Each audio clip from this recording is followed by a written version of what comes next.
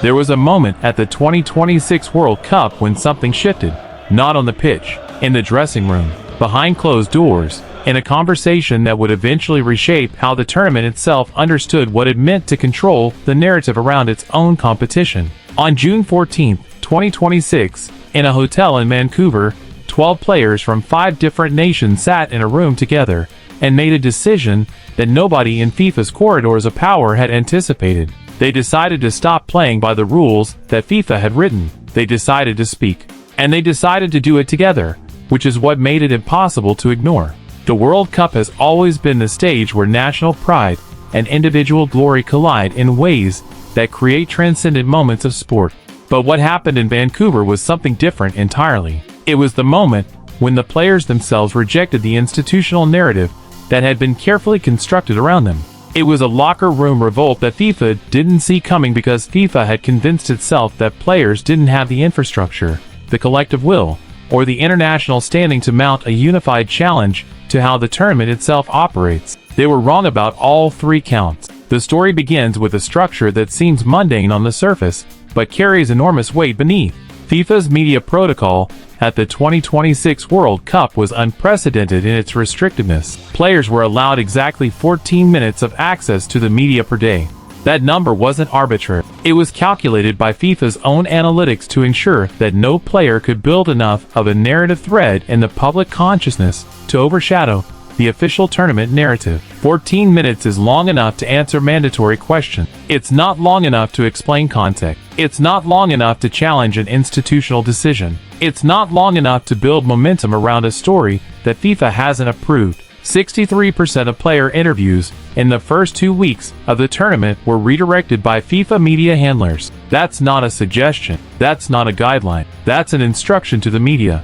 Ask what we allow you to ask. When Mexico's goalkeeper Guillermo Ochoa attempted to hold a 15-minute press conference on June 7 to discuss the treatment of staff members working behind the scenes at the tournament, FIFA issued a formal warning. Not to Ochoa. It was this moment, according to documents later obtained by journalists investigating the revolt, that the idea crystallized in the minds of a core group of players. If they spoke individually, they would be managed. If they spoke sequentially, they would be isolated.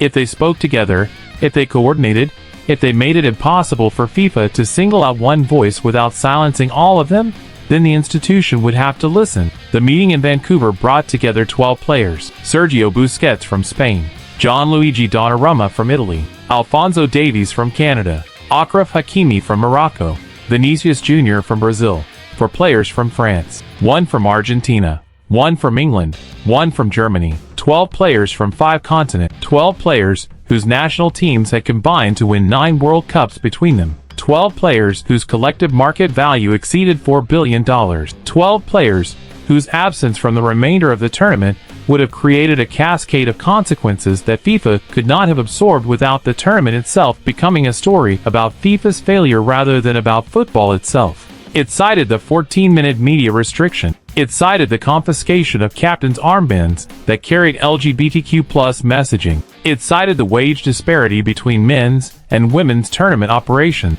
It cited the environmental impact of the tri-nation hosting structure. It cited the accommodation standards for support staff that fell below what FIFA itself had set as mandatory minimums in 2022. 74. Not rhetorical, not general, not abstract. 74 specific, documented, data-backed criticisms of how the institution was running the tournament. FIFA's initial response was institutional silence. For 8 hours after the statement was released, FIFA issued no comment. When the statement finally came, it was a single sentence, released through a spokesperson to a single news agency. FIFA is aware of the player's statement and remains committed to the integrity of the tournament. That sentence accomplished 2 things. It acknowledged nothing, and it threatened everything. Integrity of the tournament is FIFA language for compliance. It is FIFA language for reminding players that tournaments can be suspended, that matches can be forfeited, that participation itself can be revoked. It is a reminder that in the structure of global football, FIFA is the institution and the players are the labor, and labor that steps out of line can be replaced. But something had already changed, because the 12 players had already prepared for that threat. Every national federation they represented had issued a statement of support within 90 minutes of the player's statement going public. the Spanish Federation, the Italian Federation, the Brazilian Federation, for European federations in sequence. Within a day, 32 players from other nations had added their names to the statement. Within 2 days, 58. Within 3 days, the number had exceeded 120. Players from nations that had eliminated each other days earlier, players from rival clubs, players who had never spoken in public before. All of them saying the same thing. The institution had overstepped.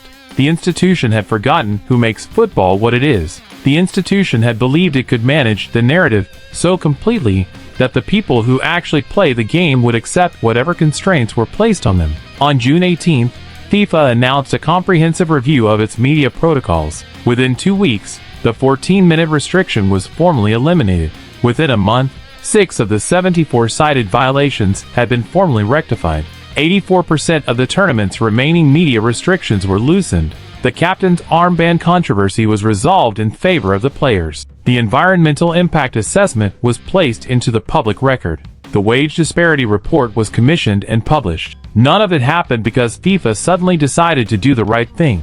All of it happened because FIFA realized that when players move as one, when they coordinate, when they refuse to be managed individually, the institution has no power that actually matters. The locker room revolt of 2026 was not about individual grievances. It was about collective recognition that the players themselves are the tournament. Without them, FIFA has a structure and a schedule but no sport. Without them, the World Cup is an empty stage. The moment when 12 players sat in a room in Vancouver and decided that institutional control was less important than collective voice was the moment when the power dynamic shifted.